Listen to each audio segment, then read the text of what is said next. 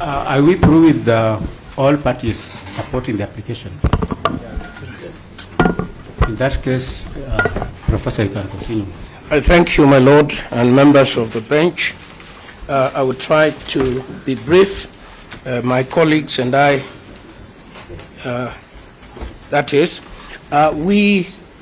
I think, would like to be truthful. First, we would like to begin by observing that today is the 10th day since this bench was constituted. It was constituted on the 14th of October. There were petition 522, petition 550, petition 569. Nobody ever complained at all until we came here on Monday. And even then, the complaint was an ambush. The petitioners appeared before my Lord Judge Ogola on the 16th of October. Orders were made in their favor. They were extremely happy. No complaint. The three judges of this bench were in the bench in 522 of 2024. No complaint.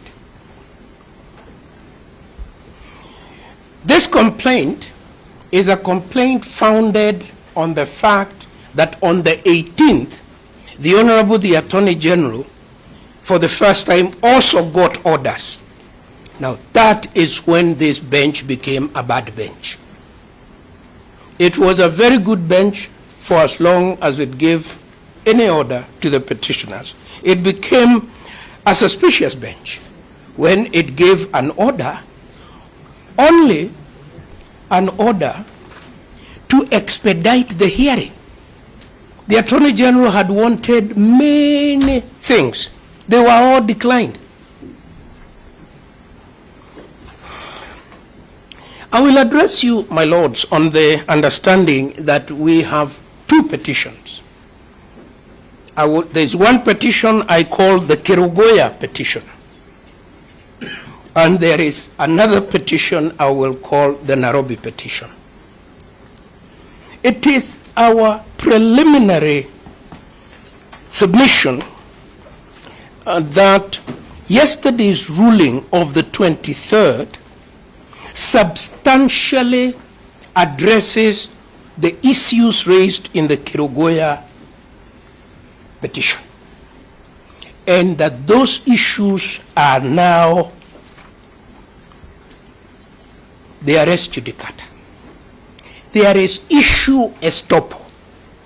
There is issue estoppel, a doctrine of law that states a question that has been resolved by the court cannot be litigated afresh in the same proceedings.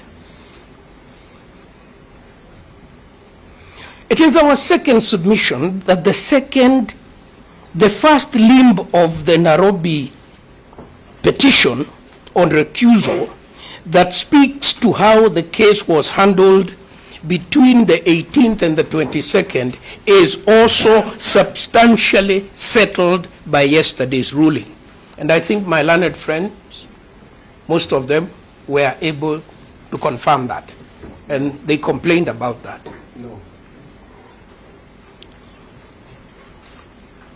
So what issue is alive? The only issue that is alive is the issue of recusal, allegedly on the grounds that I'm so happy that my lady has been spared any further unwarranted attack as regarding her standing. So I will not make any reference to that. It has been considered that it was made recklessly without any factual basis. And I think that what an ethical advocate of the Honorable Court should do is to start by saying, I apologize to her leadership for these allegations that are contained in a document that bears my signature. But that is not for me to say. So let us proceed to the two other allegations. At one point, I was very surprised to hear a submission that said that my Lord Justice Ogola is close to his wife. How can that be? How can that possibly be a bad thing? But a further extension of that argument was equally spurious.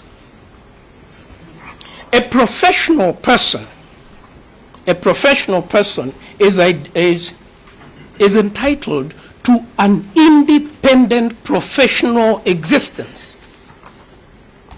Be it the husband, be it the wife, be it siblings, be it children, they have independent professional, and I am shocked that that can be a ground. Another ground now made is that the Honorable Justice Mrima is a friend of the Speaker of the House. The Speaker of the House was my student. I don't know whether I should recuse myself. My Lord, if I may say this with respect, I have been a law teacher for 38 years. I apologize that that's not very long. There are 3/4 of the lawyers under the age of 50, I have taught them.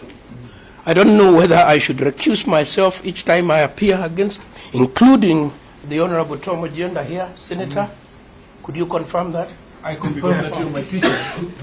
And John Gorogaru, Senator, the Solicitor General, the Attorney General.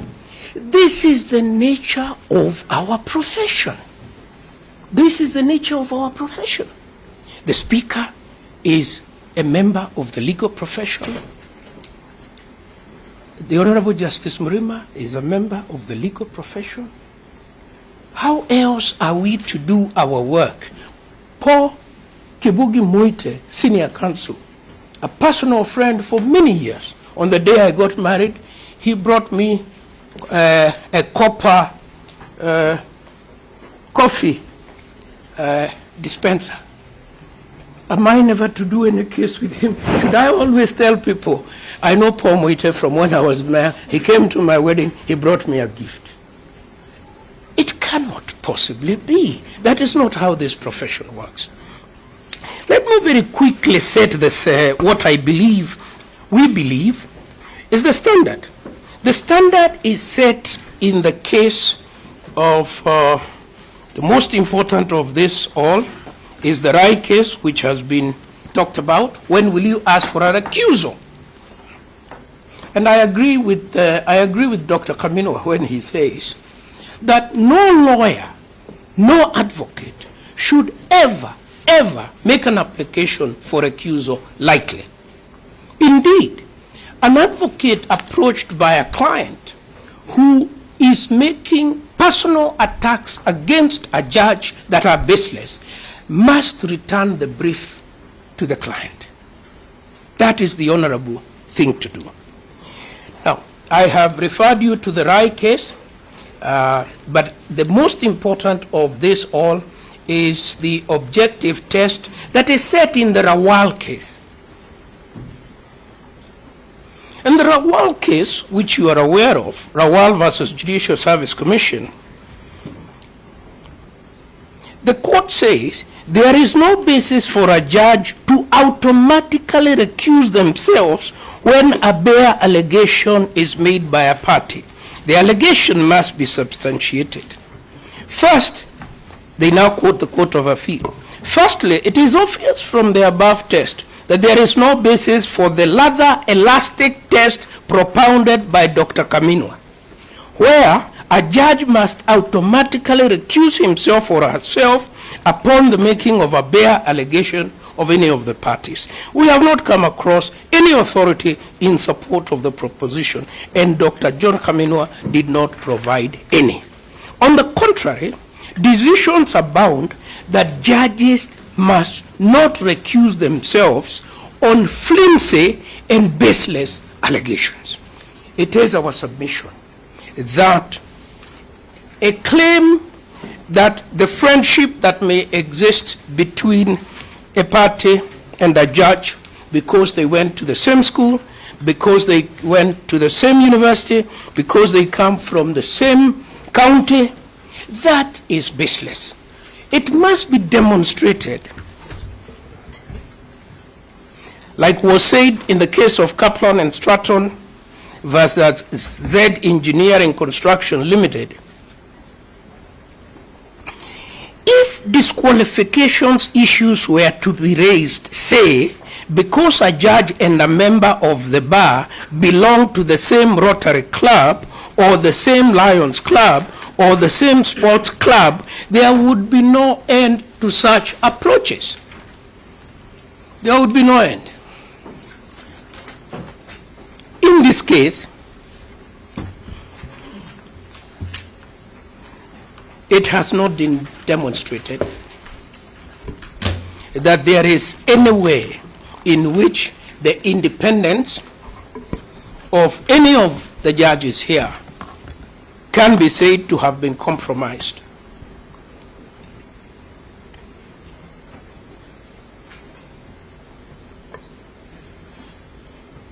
Let me say something relating to the Dari case, because I was involved in that case, again with my very good friend, the Honorable P.K. Moite, on one side, and my friend Paul Nyamodi. They were on one side, I was on the other side. I think that's why Mr. Nyamodi has now come back to my side, because because we were the successful party in that case. And as one of my learned juniors here on the opposite side has stated, you need to understand the context of the Dari case. Because at paragraph 24, the court states this: the appellant's applicants herein are seeking a stay order from this court in the most unusual, strange, and dare we say disingenuous strategy. What had they done, my learned friends? We had litigated for a very long time.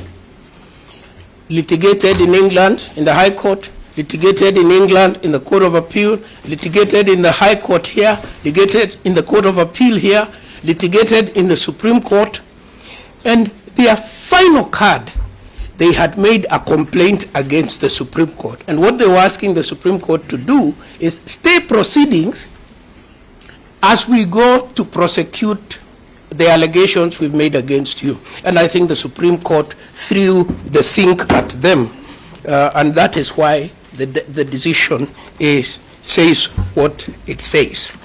Now, I want to wind up by saying that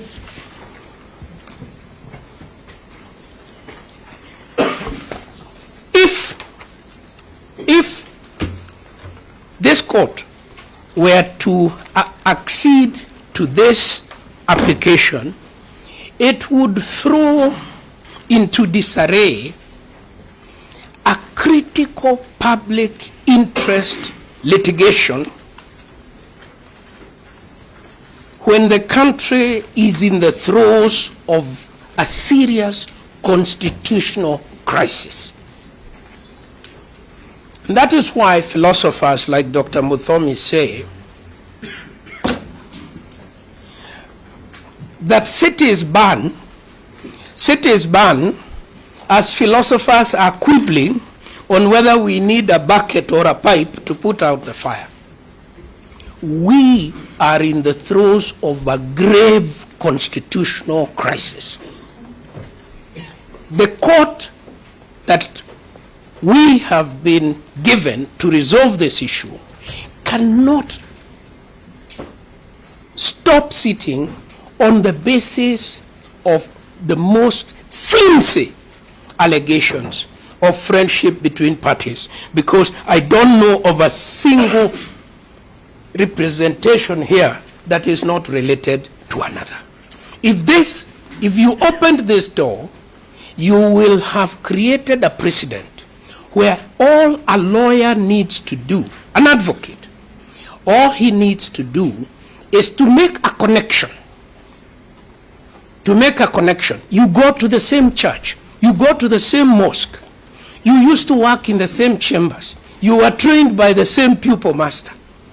Our connections will never see. Like they say about taught actions.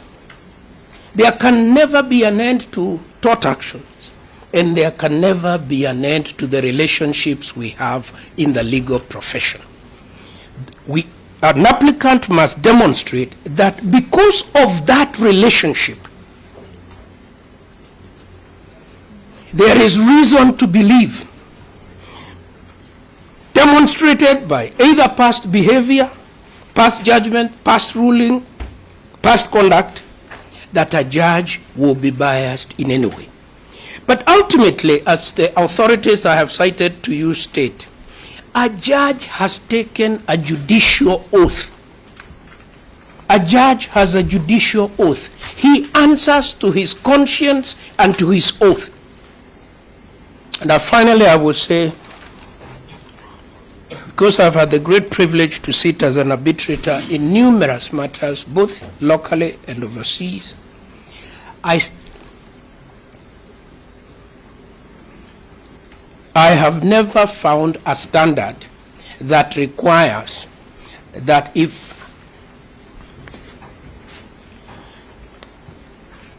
a person who has a historical connection with somebody, without demonstrating more than that, can be the basis of recusal. I will now hand over, before Madam Timekeeper asks me to my learned friend, Mr. Gould.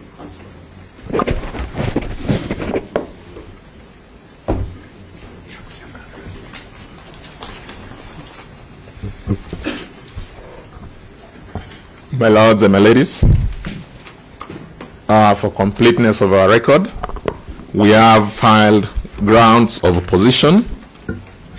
We also have filed a list and bundle of authorities, all dated the 22nd of October 2024.